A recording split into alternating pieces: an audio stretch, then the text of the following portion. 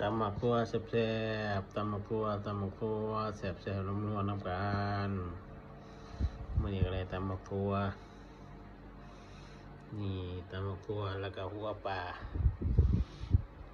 ลานิ่มมาแซ่บๆเหมือนกันหมดไปแล้วครึ่งนึงแล้วก็มาหมูทอดอันนี้น่าจะเป็นหมูทอดแป้งนี่น่าจะเป็นไก่เอกมากินข้าวน้ำกัน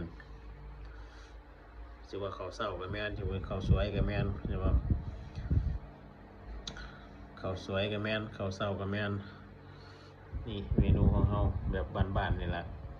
นำเสนอส่วนพี่น้องมากินข้าวกินน้ำกินให้อิ่มท้องและสู่งานต่อขอบคุณทุกคนที่ติดตามได้รับชมทั้ง Facebook และ YouTube และ TikTok ฝากสนับสนุนเด้อใน TikTok ฝากสนับสนุนแน่ใน TikTok ขอบคุณครับที่ติดตามยังรักและเป็นห่วงเสมอครับปีใหม่นี้ขอให้ทุกคนโชคดีปีใหม่เฮงๆครับผม